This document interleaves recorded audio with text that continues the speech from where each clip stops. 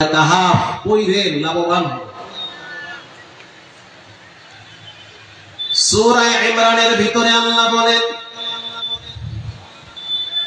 কুল in কুনতুম তুহিব্বুনাল্লাহ ফাত্তাবিউনি ইউহিব্বুকুমুল্লাহ ويغفر لكم ذنوبكم والله غفور رحيم।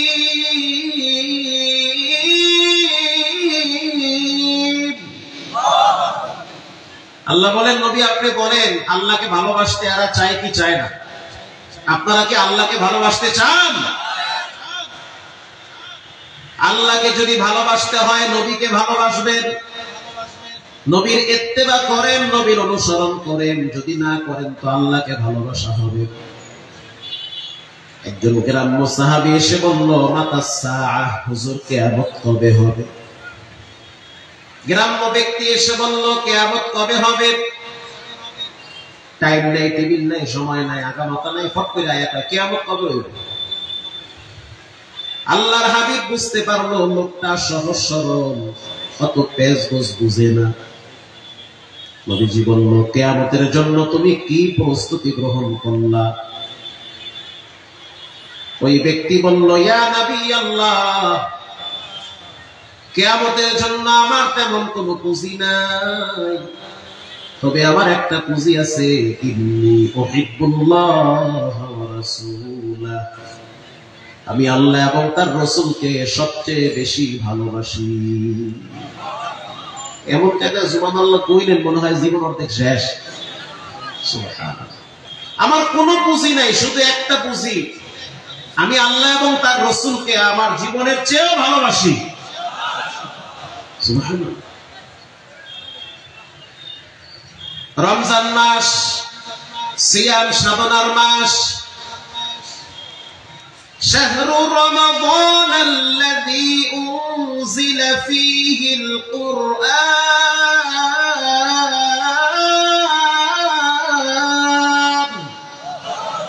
কোরআন নাজিলের মাস। একজন সাহাবী এসে বলতেছে, হুজুর আমি তো কাম একটা গড়াই হয়েছে, এটা বুখারীতে আছে। কি গড়াইছে? আমি আমার স্ত্রীর সাথে দিনের বেলায় মিলিত হয়েছি। কামটা করলো কি? রোজা আছে, শেষ। স্ত্রীর সাথে আমি দিনের বেলায় মিলিত হয়েছি, এত কিছু বাংলায় পাওয়া যাবে না। পোলা বলে আছে, ভাই বোন লাগে দিনের বেলায় কি হইলে রোজা যায় বুঝেন নাম না, কিছুই কি কম। স্ত্রীর সাথে যেটা হইলে রমজান মাসে রোজা যায়, সেটা হইলে গেছে, এখন আমি করবো কি? এদিক দিয়ে আপনি ঘোষণা দিয়েছেন জাহান্নামের আগুন কঠিন, জাহান্নাম থেকে আমি বাঁচতে চাই, কবরের আযাব নাকি ভয়ঙ্কর, বিষাক্ত সাপের আক্রমণ থেকে আমাকে বাঁচান।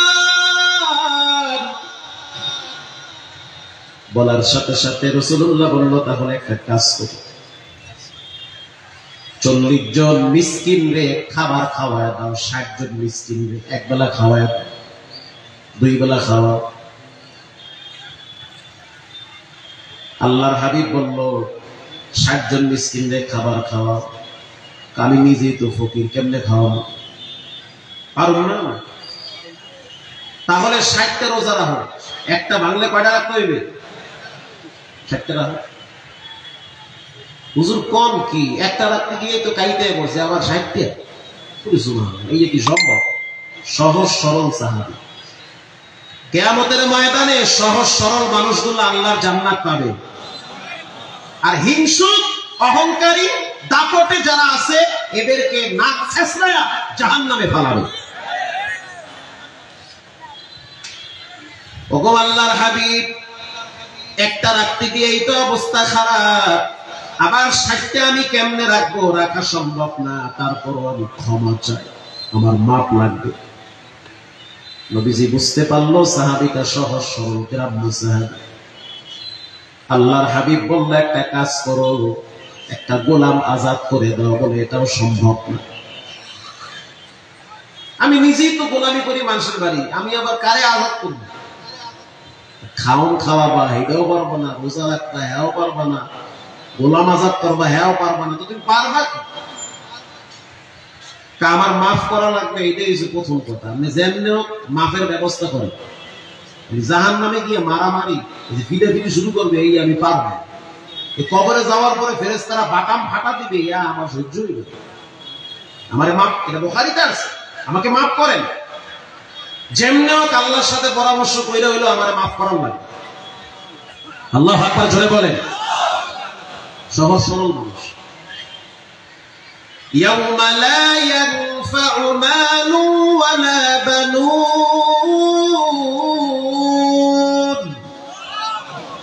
ইল্লা মান আতাল্লাহা বিকলবিন সালিম।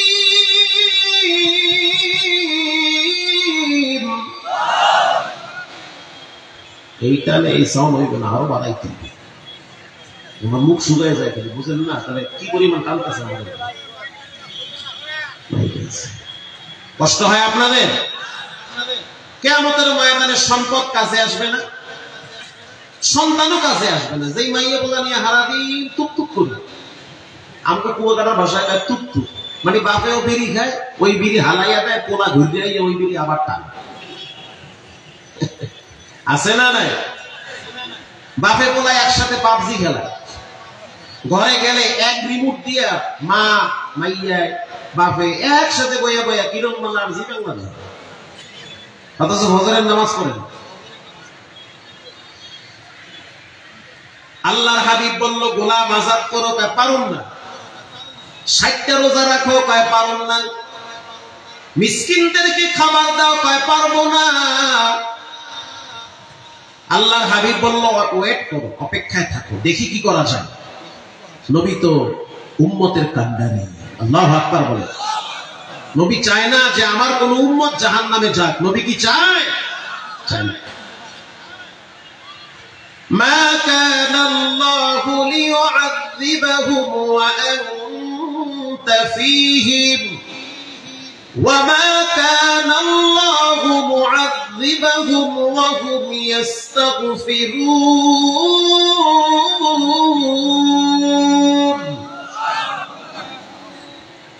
মক্কার বেঈমানরা যখন আল্লাহরে গালি দেয়, তখন আল্লাহ তাআলা তাদেরকে শাস্তি দিতে চায়। তাফসীর ইবনে কাসিরে আছে, আল্লাহ বলে হে নবী, আমি আপনার সম্মানার্থে আপনার দিকে তাকাইয়া এগো আমি ধরি না, ছাড়িয়ে দিই। কথা বুঝেন না? আল্লাহু আকবার জোরে বলে। মানে আপনি নবীর সম্মানার্থে আপনার দিকে তাকাইয়া আমি আপনাকে এত ভালোবাসি যে আপনার কারণে আপনার আশেপাশে যারা আছে এদেরকে আমি ধরি না, ছাড়িয়ে দিই।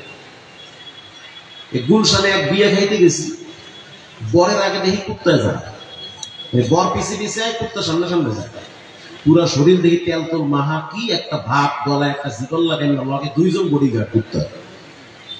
তাও নামছে আবার ল্যান্ড ক্রুজার গাড়ি দিয়ে, কুত্তা নামছে আগে, বরের আগে। এখন সিকিউরিটি গার্ড বলতে আছে কুকুর এলাও না, চোখ পেটা, এটা বরের ডগ।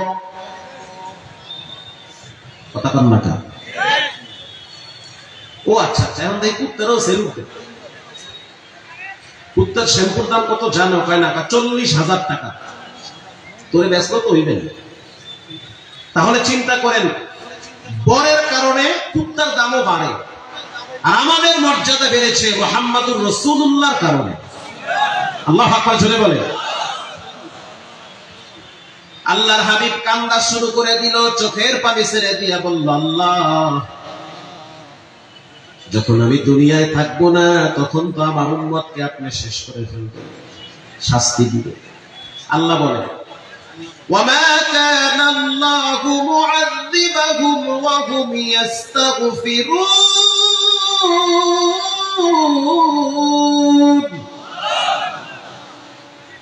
আপনার উম্মতেরা যদি তওবা করে আর ইস্তিগফার করে, অন্যায় করার পর যদি বলে আল্লাহ আমারে ধইরেন না, ছাইরা দেন, মাফ কইরা দেন, আমি আল্লাহ তওবা আর ইস্তিগফারের কারণে তাদেরকে মাফ করে দেব। আল্লাহর হাবিব বলল, সাহাবী ওয়েট, দেখি কি করা যায়। আল্লাহর হাবিব চুপচাপ আছে, সাহাবী দাঁড়ায় দাঁড়ায় বাচ্চাদের মতো কান্দে। আর বলে হুজুর আমি আপনারে ভালোবাসি, দিনের বেলা স্ত্রীর সাথে যেটা ঘটায় ফেলাইছি না জানি জাহান্নামে জ্বলা লাগে, আল্লাহর কাছে আমি ক্ষমা চাই, যেভাবেই হোক আমাকে মাফের ব্যবস্থা করে দেন। চোখের পানি দেখে রব্বুল আলামিনের বড় মায়া লাগছে। ইন দি মিন টাইমে ইয়ামেন থেকে এক ব্যবসায়ীরা আসছে নবীর সাথে সাক্ষাৎ করার জন্য। ওই সময় আল্লাহর হাবিবকে কিছু হাদিয়া দিয়েছে, এক ডালা খেজুর আর কয়েক বস্তা আটা। আল্লাহু আকবার বলে। এই আটা আর খেজুর নবীরে হাদিয়া দিছে, বাস দেখা করে চলে গেছে। নবীজি ওই সাহাবীরা ডাইকে বলতেছে এদিকে আসো, আসছে, এই নাও আটা, এই নাও খেজুর, এগুলা দিয়া ৬০ জন মিসকিনরে খাবার খাওয়াও, আল্লাহ তাআলা একটা রোজার কাফারা আদায় করে দেবে। মজার কথা হলো এই সাহাবী এমন সহজ সরল, সুবহানাল্লাহ, হ্যাঁ করছে কি, এই যে আপনার খেজুরের যে ডালা আছে এটা মাথায় লইছে। আর শক্তিশালী তো আরবের মানুষ, আরো বধূ ছিল, থাকতো একদম পাহাড়ি অঞ্চলে, বিশাল শক্তি। 2 হাতে 4 বস্তা খাড়া করা উঁচা করে লেছে, উঁচা কইরা পুরা মহল্লায় ঘুরছে। ঘুইরা ফিরা সন্ধ্যার টাইমে আইয়া হুজুর পুরা মহল্লায় ঘুরে দেখলাম আমার চাইতে বড় মিসকিন কেউই নেই, এটি সব আমার লাগবে। আল্লাহু আকবার বলে। এইটা বলার সাথে সাথে রাসূলুল্লাহ হাইসা দিছে। যখন হাইসা দিছে তখন ওই সাহাবী বুঝছে বিচারটা আমার হালকা হয়ে গেছে, কারণ যখন নবী হাসে তখন আল্লাহও হাসে। রাসূলুল্লাহ বলল যাও তুমি নিয়ে খাও, আল্লাহ তোমার মাফ করে দিয়েছে। ইয়াউমা লা ইয়ানফাউ মালু ওয়ালা বানুন ইল্লা মান আতাল্লাহা বিকলবিন সালিম।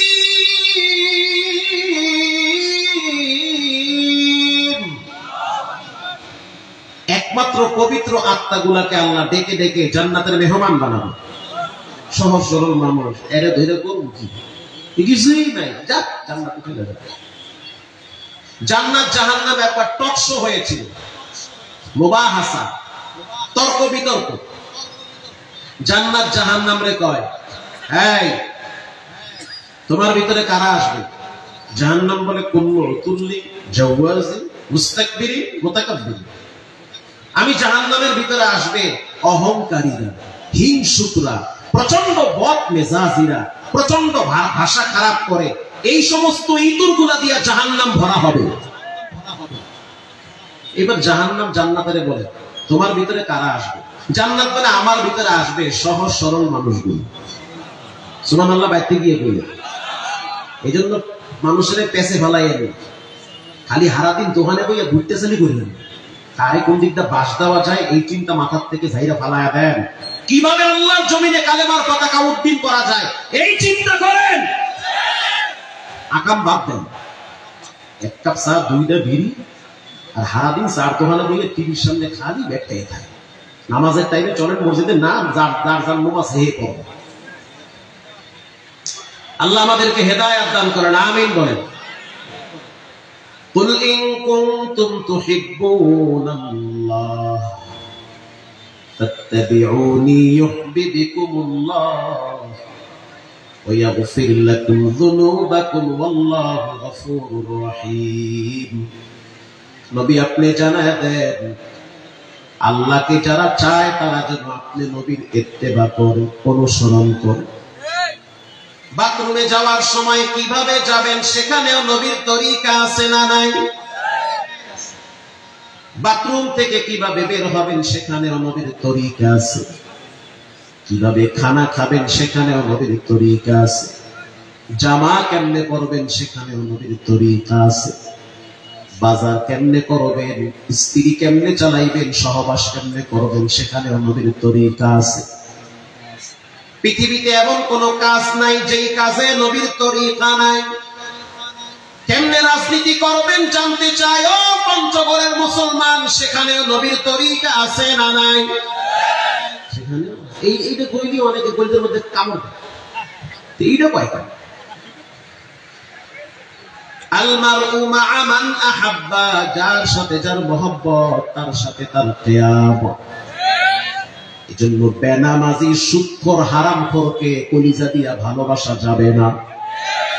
একমাত্র ভালোবাসতে হবে দিনদার, ন্যায় পরায়ণ, ইনসাফ কায়েম করে যারা, তাদেরকেই ভালোবাসতে হবে।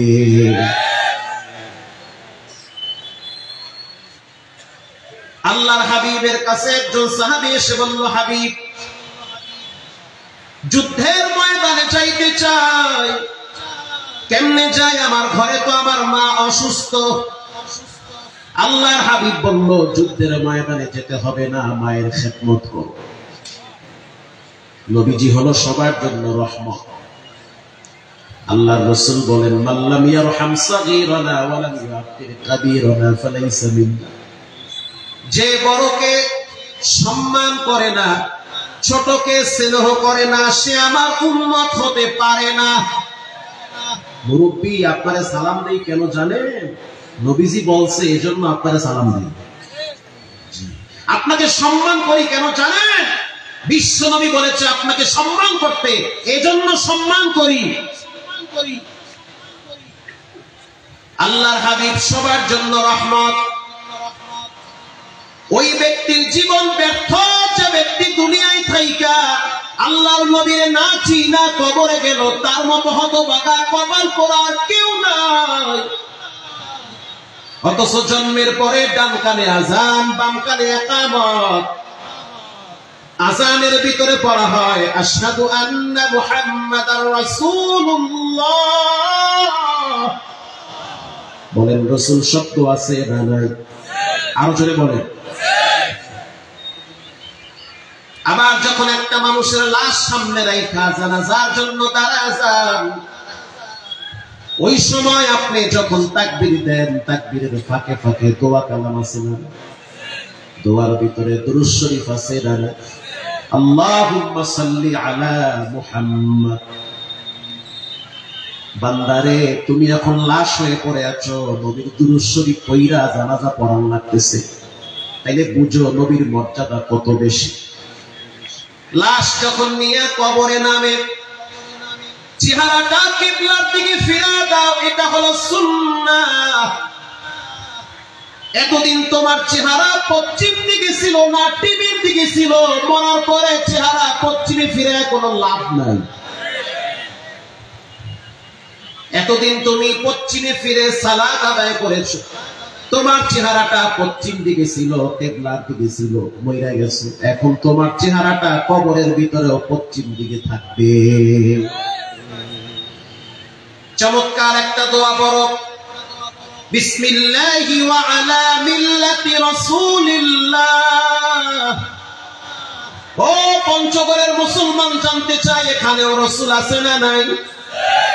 আপনি যাইবেন কই ভাই?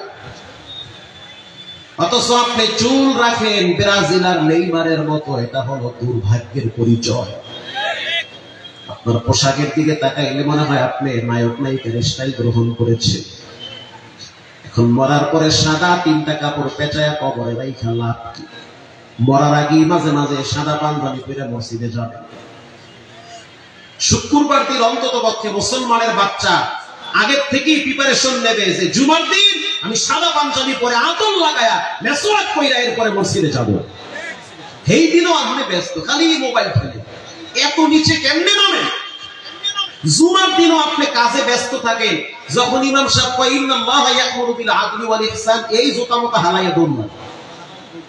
কথা কম না। আর যদি মসজিদে তবারক থাকে, ওরে মোবারক সাহেব, দেখি জুমার দিন দ্বিতীয় কাতারে বইয়া বইয়া দোয়া কালাম নিয়ে ব্যস্ত। বাড়ি যাইবেন না, নামাজ তো শেষ। আমার মসজিদে বইয়া থাকলে তো জবাব আছে।